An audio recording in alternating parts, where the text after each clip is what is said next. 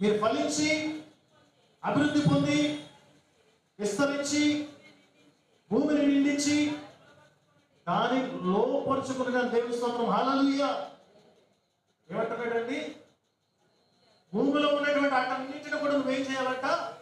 లోపరుచుకోవాలి. అప్పుడు ఏమవుతుందంటే భూమి మనల్ని లోపరుచుకుని, భూమి అనగా భూమి మీద ఉన్నటువంటి పద్ధతులు, టెక్నాలజీ, అధికారాలు, ధనము, ఇవన్నీ భూమిలోనే కదా ఉండేవి. ఈ భూమిని లోపరుచుకోమంటే భూమిని మనం లోపరుచుకుంటుంది.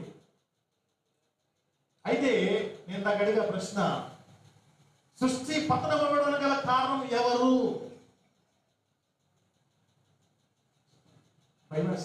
సిగ్గేస్తుంది కదా మనకి. ఈ సృష్టి నశించిపోవడానికి, మనం నాశనం అవ్వడానికి, పతనమైపోవడానికి, ఈ సృష్టి ఘోషించడానికి కారణం ఎవరు అంటే మనమే. నువ్వు చెప్పరా? పువ్వులు మంచి కాసిన అనుకోండి, మనం దాంతో పని లేకపోతే నరికేస్తాం. ఎందుకు? మనం అలంకరించుకోవడానికి. మీకు ఇంకా సులువుగా అర్థమవడానికి చెప్పాలంటే, ఎక్కడైనా సరే ఒక వనం, తోట, పూల తోటకి వెళ్ళినప్పుడు అక్కడ చక్కని బోర్డు ఉంటుంది. ఏమనుంటుందండి? చాలా మంచి అక్షరాలతో, పెద్ద అక్షరాలు, మనకు కనపడమని చెప్పి పెద్ద అక్షరాలతో ఉంటుంది. ఏముంటుందండి? ఈ మొక్కలను మీరు పెరిగి వేయొద్దు, do not pluck the flowers అనగానే మనం హ్యూమన్ టెండెన్సీ, హృదయ ఆలోచన, మనిషి ఆలోచన వెంటనే వెళ్ళి మనం పీకేస్తాం. సృష్టి మూలుగుచున్నదని దేవుని యొక్క వాక్య గ్రంథం చెప్తూ ఉంది. సృష్టి యావత్తు ఇదివరకు ఏకగ్రీవముగా మూలుగుచు ప్రసవ వేదన పడుచున్నదని ఏంటంటే ఎరుగుదము. అయ్యగారు, సృష్టి ఆడవడం ఏంటండి? మూలగడం. మనిషి కదా మూలిగేది, మనిషి కదా ఏడ్చేది, మనిషి కదా భావోద్వేగానికి గురయ్యేది. సృష్టి మూలగడం ఏంటండి అంటే మనకు అర్థం కాదు.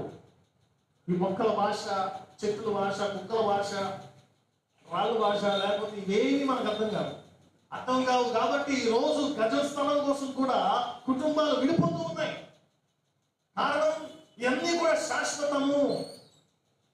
సెంటు భూమి శాశ్వతము, అరగజం శాశ్వతము, మన ఉద్యోగం శాశ్వతము, మన జీతము శాశ్వతము.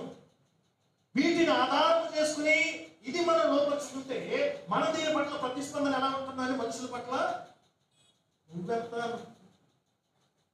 నీతో సంబంధం పోతే నాకేంటి, నాకు 40,000, 50,000, ₹1,00,000 జీతం వస్తుంది, నాకు కావాల్సినవన్నీ ఉన్నాయి, ఇంకా నీతో నాకు పని ఏంటి అని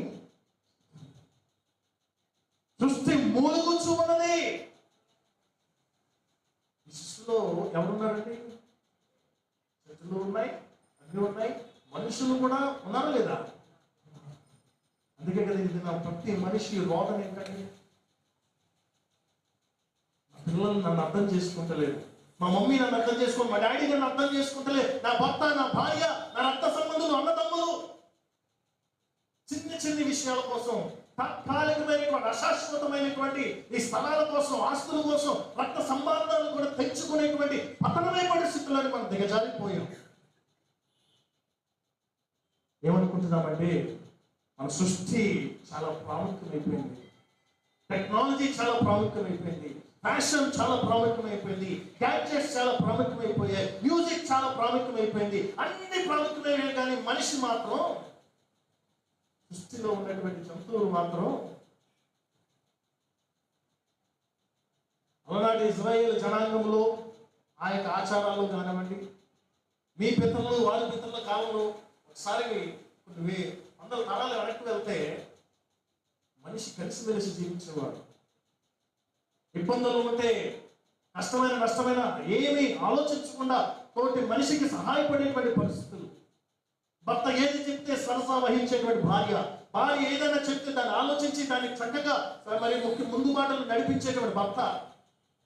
పాత రోజుల్లో మమ్మీ డాడీని అడగండి, మీరు పెళ్లి చేసుకున్న మీ మమ్మీ చూసారా, డాడీ చూసారంటే, నేను పెళ్లి చేసుకున్నాను మరి మీ మమ్మీ మొహం కూడా నాకు తెలియదు, మీ డాడీ మొహం కూడా నాకు తెలియదు. కానీ ఈరోజు వివాహం కాకముందే ప్రతిదీ తెలుసు.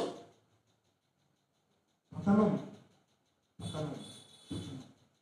అయ్యో, నువ్వు ఏం పతనం అయిపోతుందంటే మన క్యారెక్టర్ పతనమైపోతుంది, మన శరీరాలు పతనమైపోతూ ఉన్నాయి, మన భావోద్వేగాలు పతనమైపోయి. అందుకే కదా చాలా మంది సూసైడ్స్ చేసుకుంటారు. బికాస్ వాళ్ళు అనుకుంటున్నది ఏంటంటే, నాకు సృష్టిలో ఇంకెవ్వరు లేరు, నన్ను ప్రేమించేవారు లేరు, నన్ను ఆదుకునేవారు లేరు, నాతో మాట్లాడేవారు లేరు, నన్ను ఓదార్చేవారు లేరు. అయ్యో ఈ యొక్క ఏడుపుకి, ఈ యొక్క శ్రమకి కారణం నేనేటువంటి సత్యాన్ని ఎప్పుడు గుర్తిరుగుతాం. యెషయా గ్రంథంలో ఈ దినాన చదవబడేటువంటి లేఖన భాగాల్లో చదవబడినటువంటి లేఖన భాగం మొదటి పాఠము ఏముందండి? మొదటి పాఠము దేని గురించి? నా ప్రియుని గురించి 7వ వచనం ఒకసారి చూద్దామండి. ఇశ్రాయేలు వంశము సైన్యముల వద్దకు యెహోవా ద్రాక్ష తోట, యూదా మనుషులు ఆయనకి ఇష్టమైన వనము, ఆయన న్యాయము కావాలని చూడగా ఏం కనబడిందంటండి? ఏం కావాల్స్తే బలత్కారం కనబడింది. కానీ దినాన్న ఏం కనబడుతుందండి? ఎల్లప్పుడూ ఏం కనబడుతుంది? బలత్కారం. ఏదో రకంగా లోపరుచుకోవడం, ఏదో రకంగా చాలి జీవితంలో కాంప్రమైజ్ లైఫ్తో ఈ జీవితానికి సరిపోతలే అనేటువంటి తృప్తి లేనటువంటి జీవితాలతో మనం ముందుకు వెళుతున్నాం. అని ఏదో చాలినటువంటి, ఏదో కాంప్రమైజ్ అయిపోయి జీవితానికి ఇంతే, నాకు ఈ భర్త ఓకే, ఈ భార్య ఇంతే, నా పరిస్థితి ఇంతే, నేను చేసినటువంటి మరి ఇష్టపడి చేసుకున్న దానికి నా పరిస్థితి ఇంతే అనుకుని బతికేస్తున్నామే తప్ప, దేవుని యొక్క వాక్యం అంటుంది, నేను యొక్క లోకానికి జీవాన్ని ఇవ్వడానికి వచ్చి ఎటువంటి జీవం అంట? సమృద్ధి జీవం. దేవుని స్తోత్రం. హల్లెలూయా. I have come down unto this earth to give a life in its fullness. సమృద్ధి జీవం. కానీ సమృద్ధి జీవము పొందుకోవడానికి, ఇటు రీతిగా ఫలభరితంగా జీవించకపోవడానికి, ఇటువంటి రీతిగా పరిస్థితులన్నీ కూడా మనము ఆ పరిస్థితులు మనం లోపరుచుకుంటే, నన్ను తీసుకో, నన్ను నువ్వు వాడుకో. ఉద్యోగము మనిషిని తలకిందులు చేస్తూ ఉంది. టార్గెట్స్. ఉద్యోగం మనుషులు మన బిడ్డలను ఏలుతూ ఉన్నది. సరైన ఉద్యోగం లేకపోతే కుటుంబాలు కూడా కట్టబడలేని పరిస్థితి కారణం మనమే కదండి. ఇటు రీతిగా కుటుంబ వ్యవస్థ, వివాహ వ్యవస్థ, యవనస్తులు యవన బిడ్డల యొక్క జీవితాలు పతనమైపోతున్నాయంటే కారణం జ్ఞానం లేకపోవడం. సృష్టిని ఎందుకొరకు దేవుడు సృష్టించాడు? మన సృష్టిలో భాగస్థులుగా మనం ఎందుకొరకు నియమించాడు, సృష్టించాడు అనేటువంటి జ్ఞానం లేక, దేవుని యొక్క వాక్యం అంటుంది, నా ప్రజలు జ్ఞానం లేక నశించుతున్నారు. ఇంకొక చోట ఉంటుంది, వారి జ్ఞానంతో నశింపజేస్తాను. నిజమే కదండి. ఈరోజు జరుగుతున్నటువంటి పరిస్థితి ఏంటంటే, మన జ్ఞానమే మన నాశనానికి, దేవుడి జ్ఞానం కదండి పొరపాటు